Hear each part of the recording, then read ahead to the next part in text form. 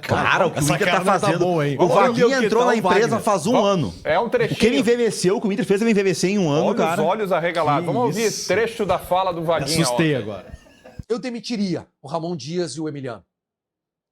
Eu demitiria os dois. Hoje ainda, depois do jogo. E tentaria, cara, olha, tenta convencer o Odair a vir para esses 3 jogos. Oferece um contrato de 1 ano para ele. Tenta minimamente organizar um time que consiga jogar mais que 45 minutos.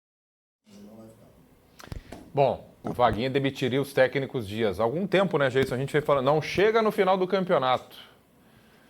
Mas eu acho que chega, né? Agora não muda mais. A não ser que aconteça algo fora da curva na sexta-feira contra o Vasco, lá no Rio de Janeiro, aí para tentar um desespero nas últimas 2 rodadas, porque o Munari estava falando sobre a questão de jogar bem, né, Debola? Talvez Show de luzes que abriu bonito. ontem. Não, estava bonito, estava bonito. Talvez seja esse o momento mais perigoso do Inter no Brasileirão, que é quando se joga bem, pelo menos na análise, se joga bem e não se vence. Porque quando o time não joga bem, você naturalmente espera que ele não ganhe. Aí o Inter foi lá no Ceará e acabou vencendo o jogo lá no Castelão. E se não tivesse a sorte de ter vencido aquele jogo lá no Castelão, olha a situação que o Inter estaria nesse momento. Estaria numa situação desesperadora. Ainda é uma situação muito ruim. Mas agora o Inter entrou naquela fase, Debona, que não adianta só jogar bem. Vai ter que contar com algo a mais para vencer os seus jogos. Porque o jogar bem ontem, como fez contra o Santos no primeiro tempo, não resultou em vitória. Então, para mim, essa é o pior estágio de um time. Se a gente comparar com os outros que estão lutando contra o rebaixamento, o Inter é o único que não reage. Porque o Vitória já reagiu, o Santos já reagiu, o Juventude, que para mim está rebaixado, mas já reagiu também no campeonato. E o Inter é o único time que não consegue essa reação. Não consegue. O Grêmio também. Só que hoje tem um jogo mesmo com reservas do Palmeiras, é um jogo duro e que se não ganhar vai voltar a ter uma pressão. O Ceará, que o Inter venceu no Castelão, já tinha reagido antes, por isso que deu uma desgarradinha, mas voltou. Então, desses todos, o Inter, para mim, é o único que não reage.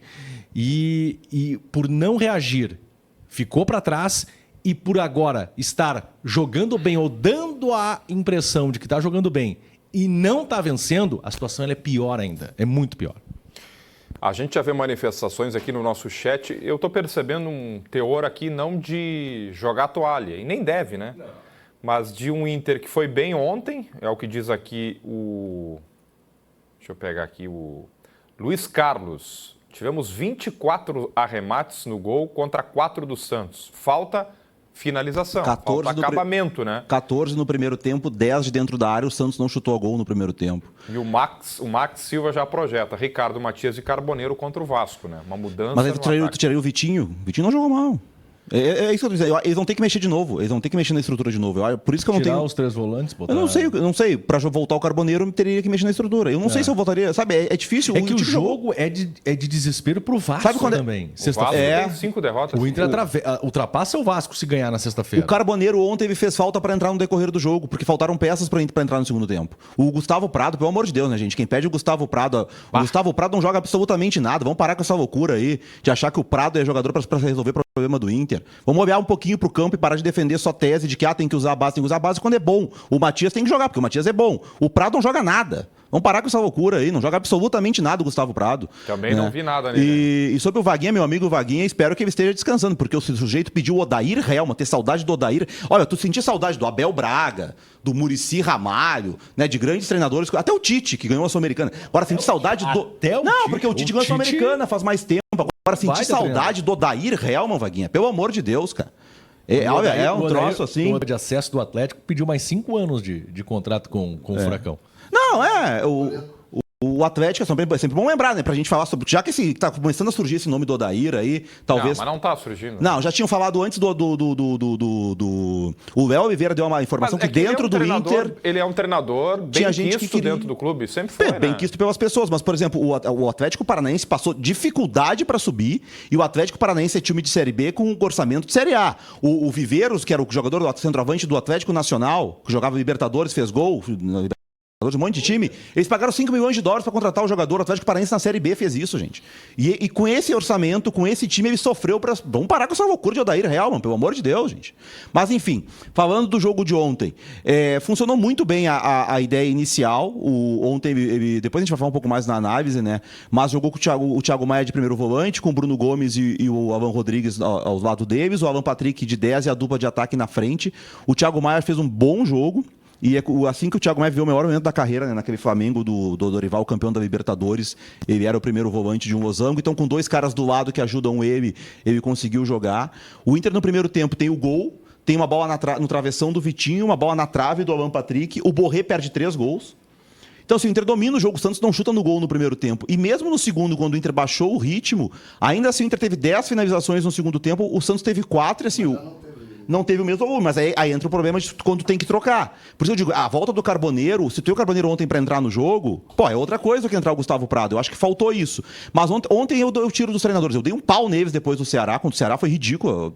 Ali sim, se fosse pra demitir ali, mesmo ganhando, porque o trabalho é ruim, sei lá o quê. Agora ontem realmente não tem. A questão do Borré, eu acho que a grande crítica que pode ser feita pros dois é a aposta no Borré. Porque muita gente queria o Matias. Mas assim, o Borré perdeu os gols, mas, por exemplo, o gol é uma assistência dele de peito pro Alan Patrick.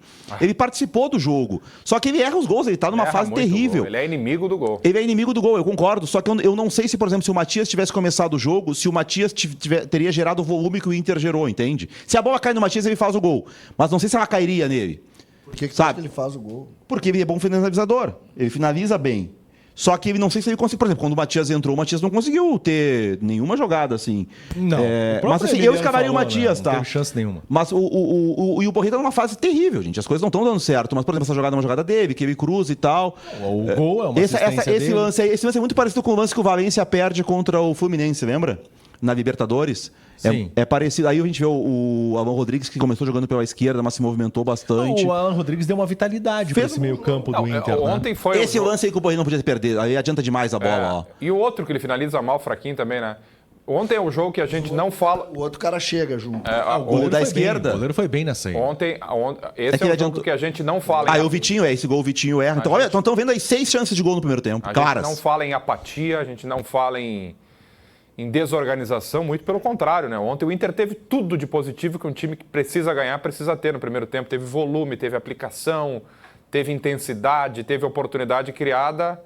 Por isso que a gente está debatendo muito a figura do Borré, e seria o centroavante. Esse lance aí Esse gol, qualquer centroavante tem que finalizar melhor do que esse. Mas esse aí ele faz todo o movimento errado, né? Porque ele domina, olha só. Pode até não entrar, mas ele tinha que dominar para... É isso que eu digo. Olha quantos aspectos positivos você elencou, Debona. Sim. E a vitória não veio. Organização, intensidade, criou oportunidade. Aquilo que Ramon e Emiliano falaram umas 3 coletivas atrás de falta de intensidade, é hora dos homens, tem que pegar, tem que ter força, tem que ter garra. Tudo isso eles conseguiram botar nos jogadores, entregar para o vestiário e o vestiário absorveu.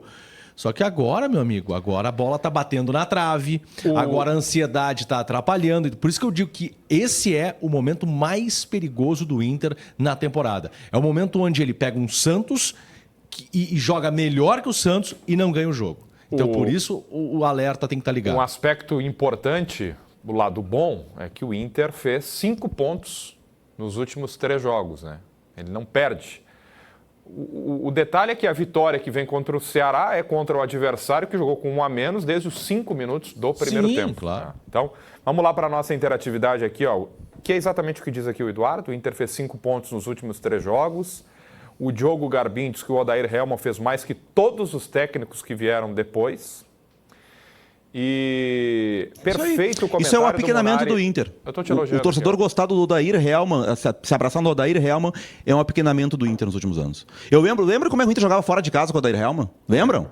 Lembra do Inter perdendo a final lá e o Guerreiro comemorando que perdeu de pouco para virar no Beira-Rio? E aí no Beira-Rio o Inter no segundo tempo da final da Copa do Brasil contra o Atlético Paranaense com o senhor Odair Hellmann de treinador não chutou uma bola no gol do Atlético Paranaense. Esse é o treinador que gostam. Perfeito o comentário do Munari sobre o Odair. Esse tipo de análise...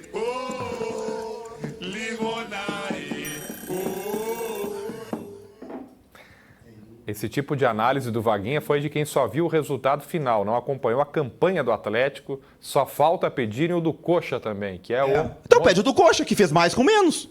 Foi melhor que o Odair Hellmann na Série B. É óbvio que não tem que treinar o Inter. Mas pelo menos vez não pediram o Isca, né? Só Já que, melhorou. assim, tem um Mozart.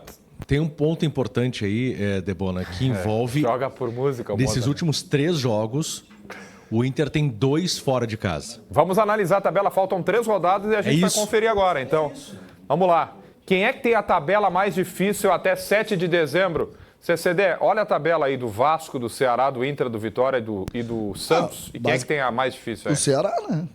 O Ceará. Só que o Ceará... Palmeiras já fora. Mas Palmeiras, o problema do Ceará... A discussão é, a mais forte É o Ceará. Aí tu vai pro Porque contexto. tu sempre fala do Brasileirão que Tu não é um vai pro campeonato sério. contexto. Agora tu Contexto. entra no que eu defendo, que é um campeonato que não é sério. Não é sério. O Inter Pontos torce... corridos, por exemplo. Qual é o problema do Inter aí? Por Os que, jogos que o do Inter Inter tá valem. apertado? O Vasco agora tá desesperado. Vai pegar o Inter em clima de guerra. É isso, vai Entendeu? lotar São Januário. Se São o jogo Paulo do e Vasco, Libertadores. por exemplo, fosse o São Paulo no lugar do Vasco e o Vasco jogasse contra o Sport, o Vasco não ia nem ir contra o Inter. Ia ir só os caras lá, a família do Eurico Miranda. Eu acho que é muito fácil votar que a tabela mais fácil é do Ceará. Mas não é, hein? Não é a mais fácil do Ceará. O Santos. Não, o Ceará tabela depende mais de hoje. difícil é a do Vasco e a do Inter. A tabela do Ceará depende de hoje. Não, a do Vitória é ruim também. A do Vitória é ruim.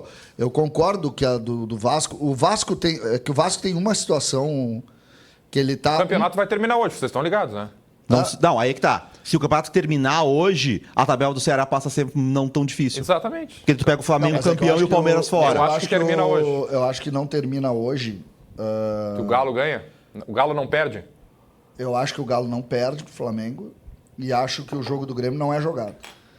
Não, aí que tá. Se o Flamengo não Vocês for viram a campeão, escalação aí mudou. É que eu acho curioso isso. Diminui o jogo do Grêmio, começa. Mas o outro não veio com nenhum jogador. Vocês viram a escalação? Eu vi. É um time fraco, que não joga junto. Que não joga junto, mas todos jogam no Grêmio, né? O Bruno Rodrigues acho que não.